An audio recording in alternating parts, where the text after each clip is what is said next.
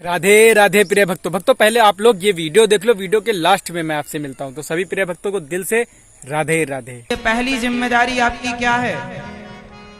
बोलो मेरी माँ। आपका पति आपको यहाँ बुलाए और आप बोलो नहीं मैं मंदिर जा रही हूँ। आप कहो कि मैं मंदिर जा रही हूँ और पति बोले कि आओ हमें तुम्हारे साथ बैठ के प्यार की बातें करनी है। तो बताओ आपका मंदिर जाना जरूरी है या पति की आज्ञा मानना?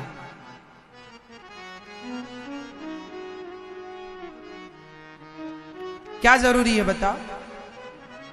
मंदिर जाना जरूरी है, इसलिए तुम्हारा पति मारता है तुम्हें। तुम इसी लायक हो।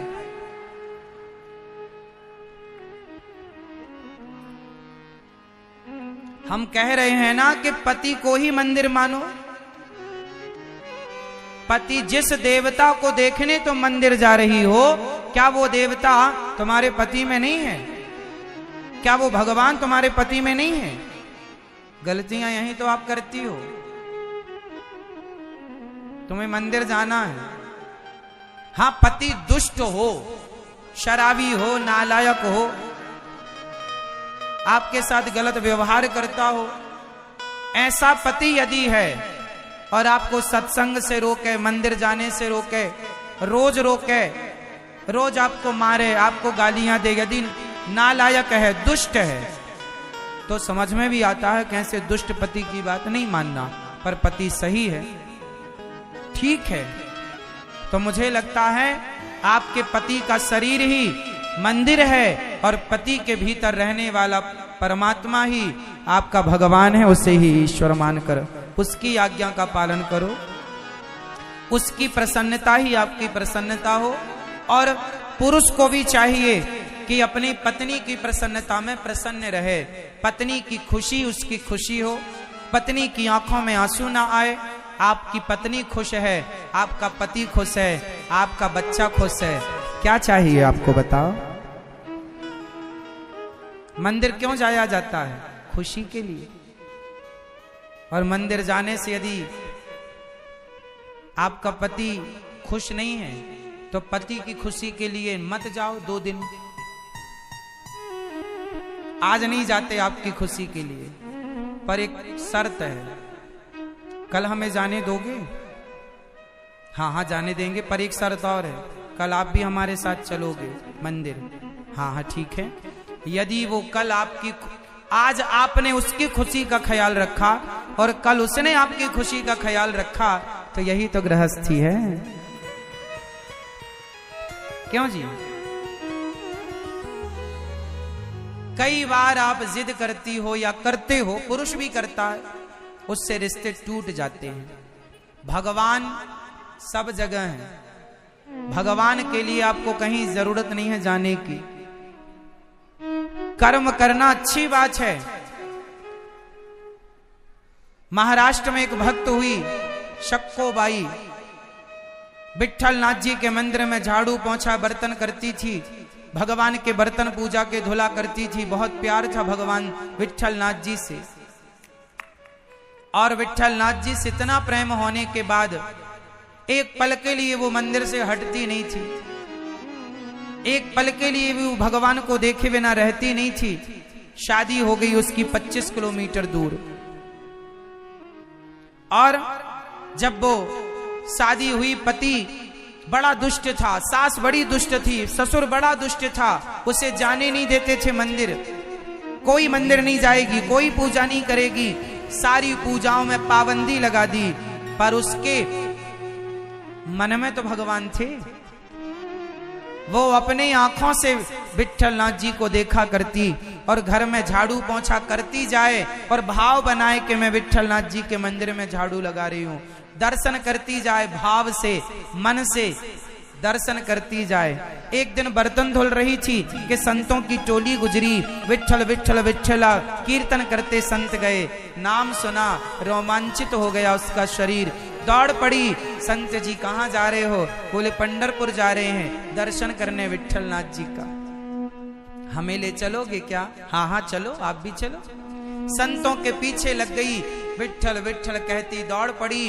गांव के लोगों ने शिकायत कर दी, फलाने की बहू जा रही है। शिकायत हुई, वो घर गांव के बड़े आदमी थे, घोड़े पर चढ़कर गए, बहू के बाल पकड़कर घसीट करके पूरी गलियों से घसीट कर लाए, घर में लाकर पटक दिया। खूब पिटाई की सास ने, पति ने, ससुर ने, रस्सी से बांध दिया खंबे में कसकर। अब जा।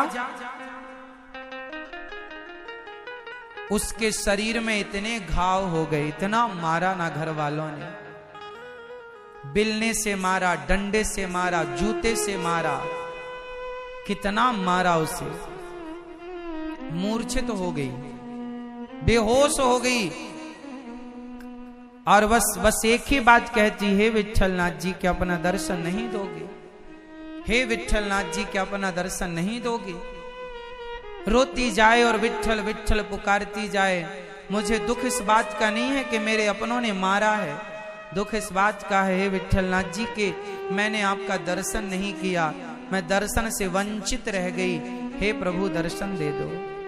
तब विट्ठलनाथ जी स्वयं मंदिर से चलकर सक्कोबाई के कमरे में आए, उसे अपने हाथों से रस्सी से खोला, सड़क में लाकर उसे छोड़ा और स्वयं भगवान उसका रूप बनाकर उस खंबे पर ज्यों के त्यों बंध गए।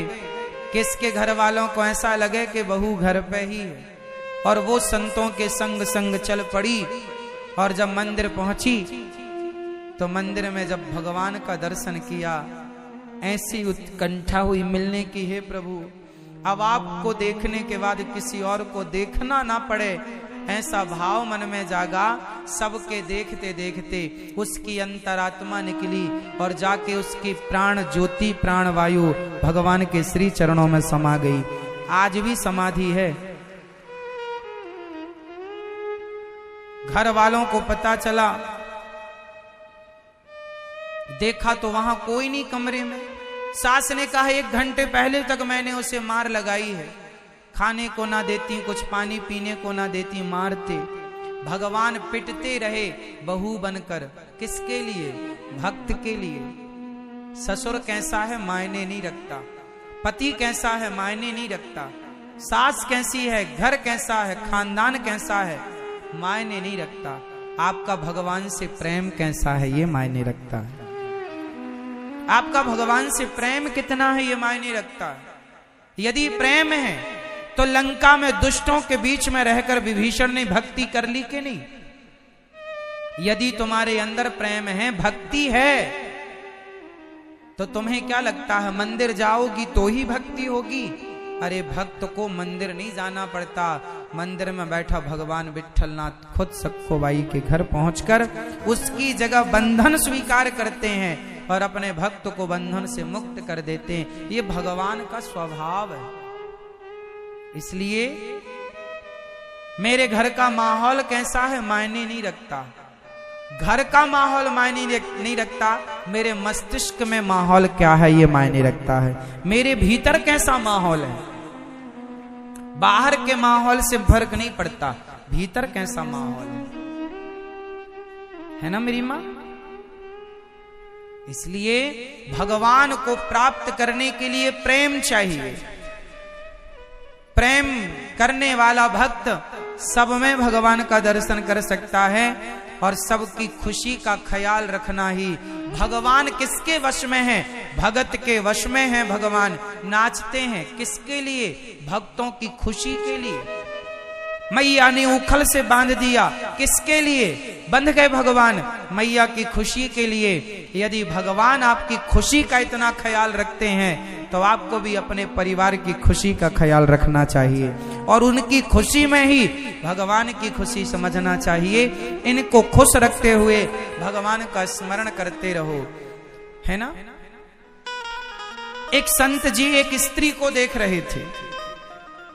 देखो जरा कितनी गहरी बातें हैं, पर आप कितना समझ पाएंगे मुझे नहीं पता।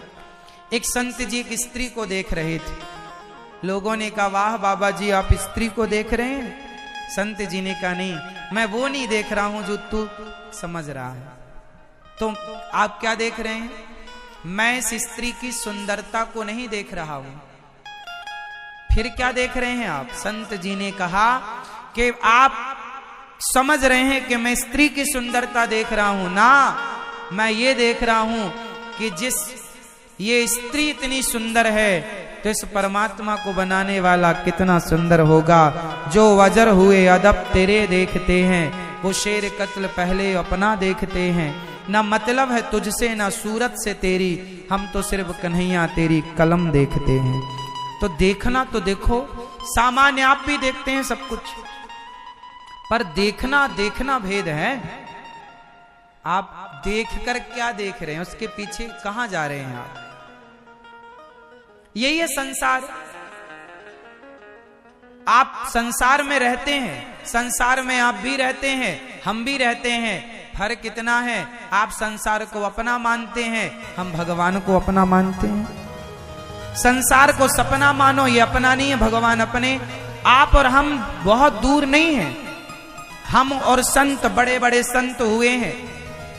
वो संत क्या मानते हैं? हम लोग कहते हैं ये मेरा है, वो कहते हैं ये मेरा है।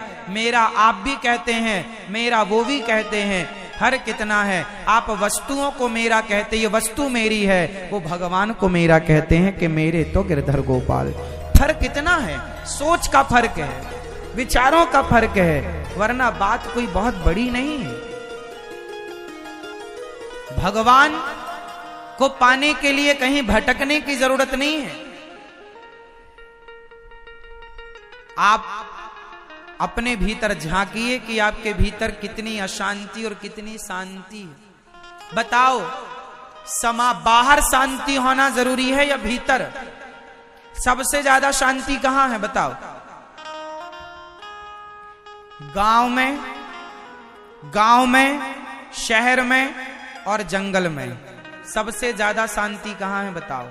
शहर, गांव, जंगल। जोर से, जोर से। हाँ, सबसे ज्यादा शांति कहां है?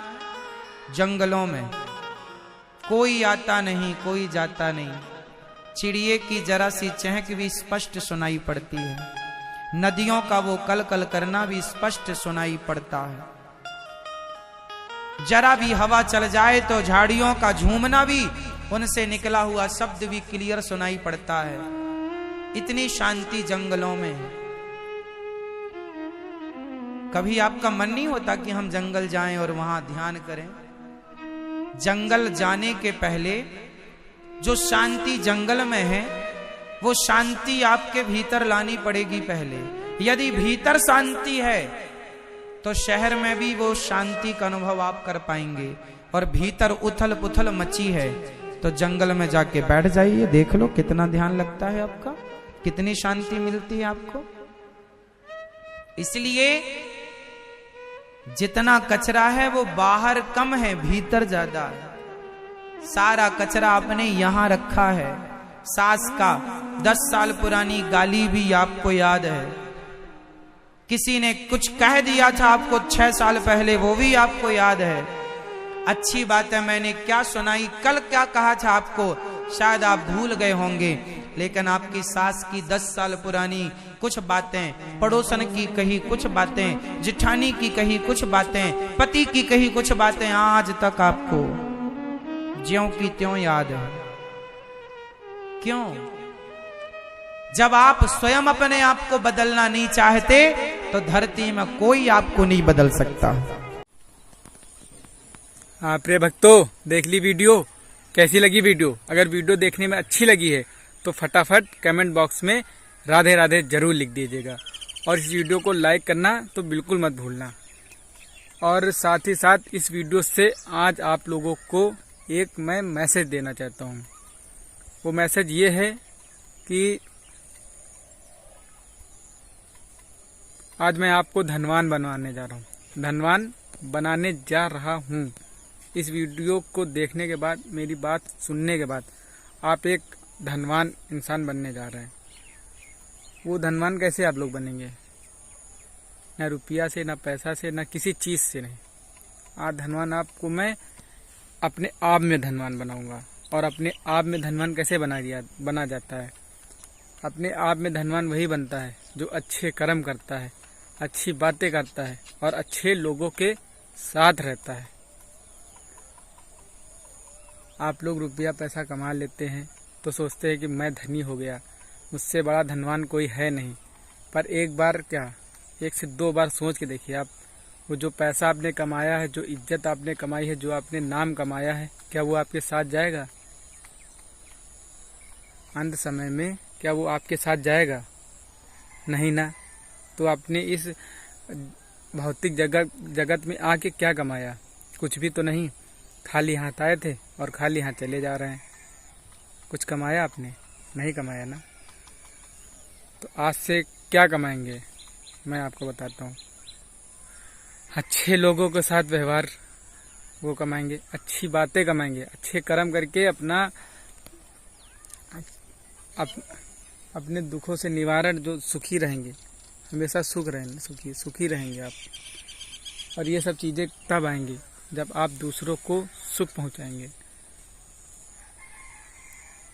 तो इस वीडियो से मैं आपको यही समझाना चाहता हूं कि सबसे पहली बात तो अपने मम्मी पापा की सेवा ज़रूर करें, मम्मी पापा का कहना मानें और उनसे कभी गलत व्यवहार ना करें, उनसे कटु वचन ना बोलें और ज़्यादा से ज़्यादा लोगों को सुख पहुंचाएं। किसी के साथ कोई गलत व्यवहार ना करें, किसी को गलत ना बोलें। ये सब आपके अच्छे कर्म ही आपके साथ जाएंगे। ये रुपया पैसा, रिश्ते नाते आपके साथ नहीं जाएंगे। जब आप जाएंगे अंत समय में तो सिर्फ और सिर्फ आपके अच्छे कर्म जाएंगे। और जितना भक्ति करेंगे, नाम जाप, जो भी नाम वाम हो गया, जो भी आप करेंगे वो सब आपके साथ जाएगा। तो इस वीडियो से इतना ही। जो धनवान बनना चाहते हैं फटाफट ये काम जरूर करें। सभी प्रिय भक्तों को दिल से राधे राधे। जय श्री श्याम, जय श्री श्याम, जय श्री श्याम।